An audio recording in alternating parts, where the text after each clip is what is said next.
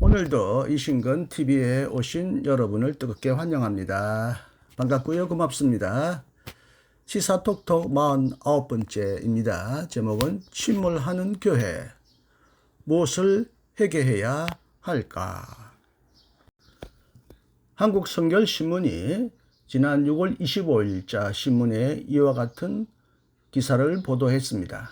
교단 소식인데요. 회개와 상생의 닻을 올린 성결교회라는 제목 아래 이렇게 교회 강단에서 무릎 꿇고 회개 기도하시는 교단의 어른들의 사진을 올렸습니다. 그 기사를 그대로 한번 읽어드리겠습니다. 총회장 류승동 목사와 임원들이 회개와 참회의 제단 앞에 무릎을 꿇었다. 두 손을 들고 눈물을 흘리며 자신의 죄임됨을 고백했다. 더 사랑하지 못하고 용서하지 못하고 섬기지 못한 것을 통해 자복했다. 제118년차 총회가 회개와 상생으로 나아가기 위한 첫 발을 내딛었다. 지난 6월 20일 신촌교회에서 열린 회개와 상생을 위한 예배에는 총회 임원과 총무, 총회 실행위원, 항존위원과 의회부서 소위원, 운영위원, 파송이사, 전 총회장과 부총회장, 서울신대 이사와 총장, 보직교수, 평신도 기관 임원, 총회 본부 직원 등 300여 명이 참석했다. 이날 예배는 초대교회 예전에 기초한 회개 예전과 상생 예전으로 진행됐다. 북을 치며 찬양과 기도를 독려하는 초기 성결교회 부흥집회 전통도 재현했다. 회개 예전은 부총회장 안승우 목사의 집례로 총회장 류승동 목사의 예배기원, 부총회장 노성배 장로의 기도, 총회석이 양종은 목사의 성경봉독, 전 총회장 이정익 목사의 설교 등으로 진행됐다. 회개와 회복이라는 제목으로 설교한 이정익 목사는 기독교의 매력은 성결이다. 그런데 한국교회는 이 성결을 상실했다. 세상은 교회를 향해 성결과 경건을 요구한다며 성결은 회개에서 시작된다. 회개는 회복이고 완성으로 가는 출발이다. 회개의 눈물은 닫힌 문을 여는 열쇠다. 하나님 앞에 나아갈 수 있게 하는 길이자 방법이라고 강조했다. 이 목사는 우리 교단이 지금 시급히 회복해야 할 것은 그 어떤 프로그램이 아니다며 말라버린 눈물을 회복하는 것, 가슴을 치며 회개를 외치는 것, 그래서 성결을 회복하는 것이라고 역설했다. 세미나에서 용서의 복음이라는 제목으로 강의한 하도균 교수는 복음의 핵심은 십자가와 부활이고 십자가는 죄인을 향한 하나님의 용서라며 용서는 그리스도인이라면 반드시 실천하고 살아야 할 핵심 진리라고 했다. 하 교수는 가해자는 피해자에게 뉘우치고 회개해야 한다. 그리고 피해자는 그를 용납하는 것이 용서라며 이 용서의 결실이 화해이고 그 화해가 있는 곳에 회복과 은혜, 상생이 있다고 강조했다. 이어 청해교회 음악부장 백병돈 목사와 인천 동지방 목사 중창단의 인도로 회개기도, 상생기도, 도약기도에 찬양을 드리며 분위기가 더 뜨겁게 달아올랐다. 백 목사의 인도로 총회 임원들이 단상에 올라 무릎을 꿇고 회개와 참회의 기도를 드렸다. 전 총회장들이 무릎 꿇은 총회 임원들의 머리에 손을 얹고 118년차 총회를 이끌어갈 수 있는 지혜와 힘을 달라고 간절히 기도했다. 참석자들도 손을 들고 통회하며 죄를 자백했다. 일부 참석자는 바닥에 무릎을 꿇고 눈물을 흘렸다. 총회의 새로운 임원진들이 거창한 당선 축하 행사를 하기보다는 먼저 무릎을 꿇고 정직하게 회개하는 운동으로 출발한 것은 매우 아름답고 바람직하게 보이긴 합니다. 이런 전통이 계속 이어져 가시면 좋겠습니다. 무엇을 회개했을까요? 류승동 총회장은 더 사랑하지 못하고 용서하지 못하고 섬기지 못한 것이라고 말했습니다. 조금 추상적으로 들리긴 합니다만은 굉장히 원론적인 올바른 말씀입니다. 이정희 목사는 말라버린 눈물을 회개하고 가슴을 치고 회개하지 못한 것 회개하자. 그래서 성결을 회복하자. 눈물이 말랐고 또 회개하지 못했고 또 성결하지 못했다는 거, 이것을 회개하자는 것이고요. 서친대 하교수는 서로 용서하고 화해하지 못한 것을 회개하자고 말했다고 합니다. 다 올바른 말이고요. 좋은 교훈이고요. 좋은 제언입니다. 조금 원론적으로 구체적으로 조금 더 회개했으면 좋았겠다라는 생각을 하는데 조금 그런 측면에서는 아쉽습니다. 이게 원론적인 회개는 매우 공허하게 들리기도 하고요. 사람들에게 하나의 일종의 퍼포먼스처럼, 프로그램처럼 보이기도 합니다. 구체적으로 내가 무엇을 잘못했다, 우리 교회가 구체적으로 이렇게 저렇게 큰 잘못을 했다라고 말하면서 좀 실천적인 사항까지 제시하면서 이것을 실천하려고 노력하는 모습을 보였다면 더 좋았겠다 하는 아쉬움을 갖게 됩니다.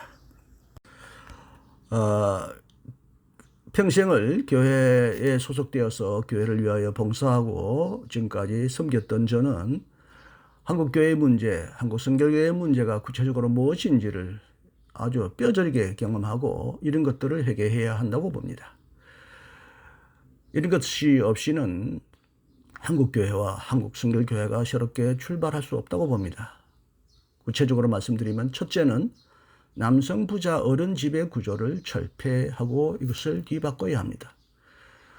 한국교회는 대부분 여성들이 다수를 차지함에도 불구하고 남성들이 목소리 크고 돈 많은 부자들이 지배하고 있습니다. 어른들이 지배하고 있습니다.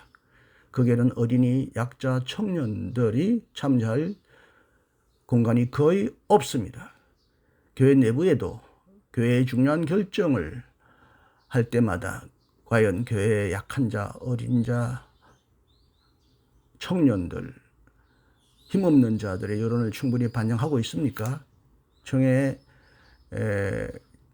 구조로 올라가 보면 총회할 때마다 거기에는 정말 사회적인 약자와 소수자, 여성들은 거의 없습니다.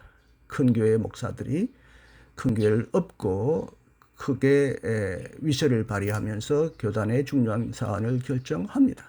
교단의 중요 결정에서 여성, 약자, 어린이, 청년, 힘없는 자의 의견은 거의 반영되지 않고 있습니다. 세상은 굉장히 평등하고 민주적인 사회로 급속하게 변화하고 있는데 교회는 아직도 층층 위계 질서를 더 견고히 쌓고 있습니다. 옛날에는 뭐 집사 위에 장로가 있고 장로 위에 목사가 있었는지는 모르겠습니다만 지금은 거기다가 또 안수라마를 붙이고요. 또 뭐 수석 장로니 수석이니 뭐니 하며 점점 교회는 세상보다 더 많은 계층 구조를 쌓고 돈이 없으면, 힘이 없으면 장로도 되지 않고 큰 교회 청빙도 되지 않고 오직 힘이, 남자가, 부자가, 어른이 지배하는 교회를 만들어 왔습니다. 이러니 교회가 미래를 기약할 수 있겠습니까? 이러니 약하고 힘없는 자들이 교회를 사랑할 수 있겠습니까? 지금 수많은 청년들이, 수많은 사람들이 교회를 떠나는 이유가 무엇이겠습니까? 세상보다 못한 독재적이고 위계적인 질서를 타파하지 않고는 세상을 향하여 복음을 전파할 아무런 자격이 없다고 봅니다. 오히려 세상을 향하여 우리는 부끄러운 비판을 받아야 하는 처지에 놓였습니다. 세상의 조직보다도 못한 독재적이고 위계적인 이 구조 철폐 없이는 교회의 미래는 기약할 수가 없습니다. 그리고 무엇보다도 정치적인 부패가 교회 안에도 매우 심각합니다.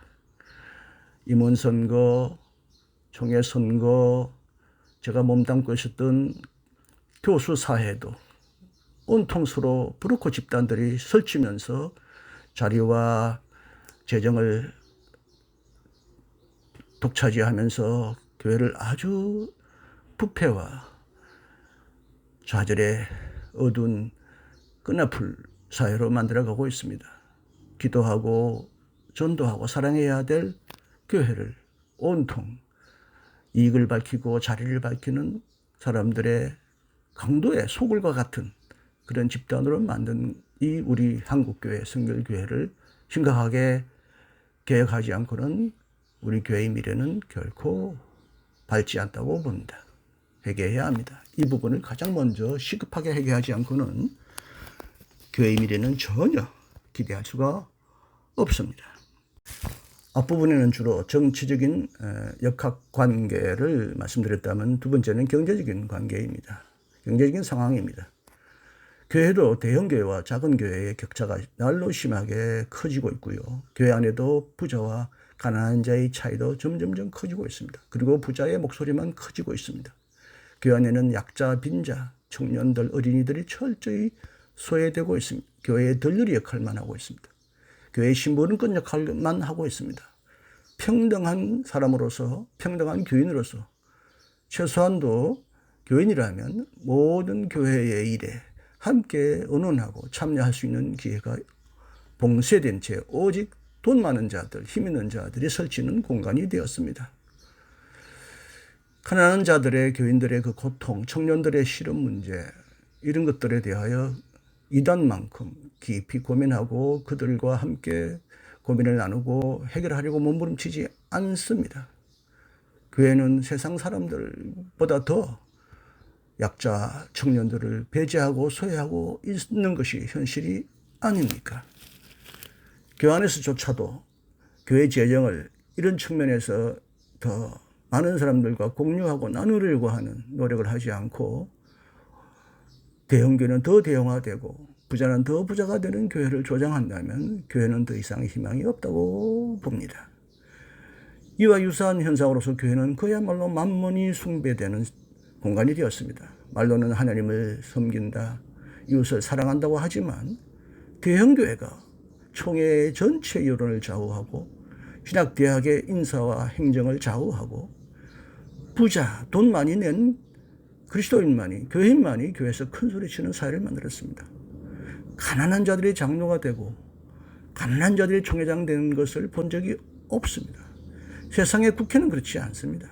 세상 구조에는요, 가끔 정말 힘없는 자, 약자들도 지도자가 되거나 큰일을 하는 경우가 있는데요. 제가 몸담아왔던 교회 안에는 점점점 힘 있는 자, 부자들만이 세상을 지배하는, 교회를 지배하는 곳이 되고 말았습니다. 그야말로 만몬이 가장 숭배되는 곳이 바로 세상이 아니라 교회가 아닌가 할 정도로 한국교회는 모든 것이 돈을 중심으로 돌아가고 있다는 거, 이거 회개하지 않고는 교회의 미래는 전혀 기약할 수 없습니다. 이런 교회에 실망하고 좌절한 사람들이 교회를 떠나서 교회는 점점 쇠약해지고 침울하는 것이 아니겠습니까? 앞에서 정치적, 경제적 측면에서 말씀을 드렸다면 지금은 사회적 측면에서 교회의 오늘 현실을 말씀드리고 싶습니다. 교회는 사회보다 훨씬 더 인간을 차별하는 차별 사회가 되었습니다. 아직도 여성을 성안수를 주지 않는 그런 교회가, 가톨릭 교회는 물론이고 개신교회도 여성을 배제하고 혐오하지 않는다고 말하지만 여성을 철저히 성직에서 배제하는 이런 교회가 아직도 대형교단에서 버젓이 지금 이런 관행이 그대로 통용되고 있습니다. 세상 조직 어디에도 이런 조직은 없습니다. 군대 조직도 이제는 이렇지 않습니다. 국회 보십시오.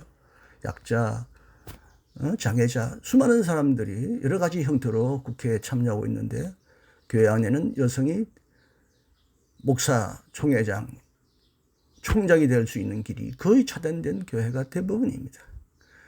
성소수자, 이거는 뭐 동성애 문제와 관련돼서 예민한 주제이긴 하지만 성소수자든 죄인이든 우리는 교회 내의 교인들은 어떤 누구도 혐오하고 배제하고 차별해서는 안 되는데 공공연히 세상보다 더 성소수자를, 그들의 고통과 아픔을 공유하기보다는 비난하고 회개하라고 외치는 위선주의자들이 교회 안에 얼마나 많은지 정말 가슴이 아픕니다. 변희수 그 하사가 결국 자살하고 만 것에는 군대 조직이 그를 수용하지 못했던 것도 있지만 그 배후에서 이들을 가장 아프게 공격하는 기독교인들 때문이 아니겠는가라는 의미에서 제가 회개하게 됩니다. 아까 말대로 여성 성소수자뿐만 아니라 가난한 자, 병자, 약자, 이방인들을 과연 교회가 평등한, 동등한 형제로 받아들이고 차별이 없는 세상을 만들고 있는지 한번 우리가 자문하고 회개해 봐야 하지 않겠습니까?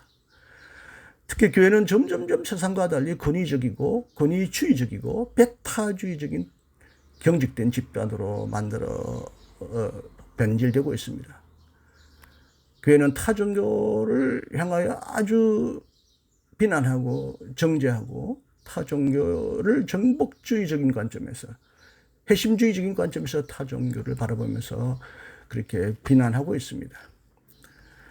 하나님이 타종교를 통하여 어떻게 활동하시고 타종교 안에도 하나님의 은혜가 어떻게 활동하는지에 대한 관심은 없고 오직 타종교는 극복되고 박멸되어야 될 종교로만 대하니 교회가 이 세상에서 과연 존경과 사랑을 받을 수 있겠습니까? 특히 계몽주의 이후에 우리는 우리의 신앙이 단순히 미신적이고 봉건적인 과거의 신앙 형태가 아니라 새로운 합리적인 구조를 갖게 되는 점점점 더 합리적인 세상을 만들어 오고 합리적인 철학 속에서 우리는 영향을 받고 있습니다. 그럼에도 불구하고 오늘날 대다수 교회는 여기 성소수자뿐만 아니라 여러 가지 타종교를 대하는 태도에서 그리고 과학을 대하는 태도에서도 얼마나 배타적이고 혐오적이고 권위주의적인 태도를 여전히 유지하고 있는지 이런 것들이야말로 교회를 급속하게 멸망시키고 부패시키는 하나의 큰 요인이 되고 있음에도 불구하고 이것을 놓고 진지하게 회개하지 않는다는 것도 매우 안타깝게 생각합니다.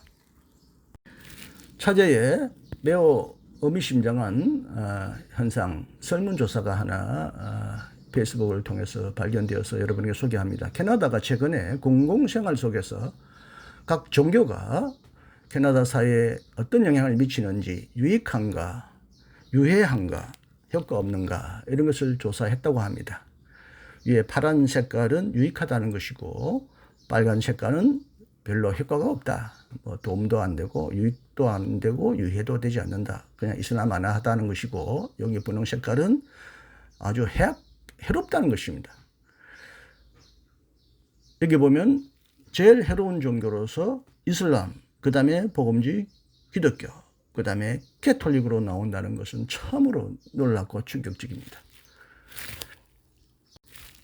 다시 요약해서 말씀드리거니와 최근 캐나다에서 실시된 설문조사에 따르면 사회의 가장 해악적인 종교, 해로운 종교가 무엇이냐? 이슬람 다음으로 복음주의 기독교가 꼽혔다고 합니다. 그 다음에는 가톨릭 교회가 꼽혔죠. 한국에서도 이런 설문조사를 해보면 아마 결론은 똑같이 나올 것이라고 생각합니다. 교회의 가장 해로운 것은 사실 이단이나 무신론자가 아닙니다. 교회 혹은 교회주의 자체입니다. 교회는 교회를 위하여 존재하지 않고 하나님 나라를 위하여 존재하는데 교회 지상주의, 오직 교회만이 최고다. 교회만이 절대적이라고 생각하는 이 폐쇄주의적인 교만한 태도가 교회 안에 아직도 떼를 틀면서 교회를 괴롭히고 있습니다. 그리고 복음의 가장 해로움을 끼치는 자가 누구일까요? 많은 사람들은 자유주의자 때문에 교회가 전도가 되지 않는다. 유신진화론 때문에 교회가 망한다라고 비난하지만 나는 그것이 아니라 자칭 스스로를 복음주의라고 외치는 자들이야말로 복음과 교회를 가장 심각하게 허무는 사람들이 아닌가 저는 그렇게 확신합니다. 제가 지금까지 수많은 자칭 복음주의자들을 만났는데 거의 대부분은 결국 깊이 뚫어보니 그들은 위선자였어요. 복음주의를 자칭하는 기회주의자요, 만문주의자요, 권력에 편성하는 권력주의자였습니다. 이제는 복음이나 교회라는 용어 자체가 이제 물론 하나님이라는 용어도 그렇지만 대중에게 혐오스러운 용어가 되고 말았습니다. 그래서 이제는 복음이 없는 세상을 꿈꿔야 하고 교회가 없는 세상을 꿈꿔야 하는가라는 고민을 하게 됩니다. 보네프가 감옥에서 예견했던 성인이 된 세상, 하나님에 대하여 종교에 대하여 전혀 관심이 없는 세상 속에서 어떻게 복음을 세상적으로 세상의 언어로 전파해야 하느냐 하는 고민을 했다고 하는데 이제는 성인이 된 세상, 교회니 복음이니 하나님이라는 말을 하지 않고도 충분히 살아갈 수 있는 세상이 점점 가까이 오고 있는 건 아닌가라는 고민을 하게 됩니다. 세계교회도 그렇지만 한국교회가 급속하게 침몰하고 있다는 것은 두말할 것도 없는 사실입니다. 이런 사실 앞에서 우리는 어떻게 해야 할까요? 청해 임원들이 무릎 꿇고 회개 기도하고 통회 기도했듯이 회개해야 하지 않을까요? 그리고 새롭게 출발해야 하지 않을까요? 과연 우리에게는 새로운 출발의 기회가 주어지기나 할까요? 무엇으로부터 탈출하여 어디를 향하여 뛰어나가야 할까요? 이번 청해 임원들의 그 진지한 회개 기도에 적극적인 찬성을 보내면서도 구체적인 갱신, 구체적인 시작, 구체적인 목표가 보이지 않는다는 점에서는 또 한편 매우 큰 아쉬움을 남겼습니다. 이 면이 계속 보강되고 보완되기를 진심으로 기대합니다. 지보라는 교회 빨리 구명정을 타고 탈출해야 할까요? 지보라는 교회 속에서 끝까지 같이 있다가 빠져 죽어야 할까요? 이제 심각한 갈림길, 길을 앞에 서 있습니다. 어떻게 하면 좋겠습니까? 어떻게 해야 하느냐? 나부터 먼저 회개하고 새롭게 출발할 수 있는 것이 무엇인지를 진지하게 검토하고 하나의 쇼나 프로그램이나 하나의 기획작품이 아니라 정말 생활 속에서 매일매일 실천되는 구체적인 행동으로 나아가야 할 때가 되었다고 봅니다. 예, 부족한 방송을 끝까지 경청해 주셔서 감사합니다. 안녕히 계십시오. 이진근이었습니다.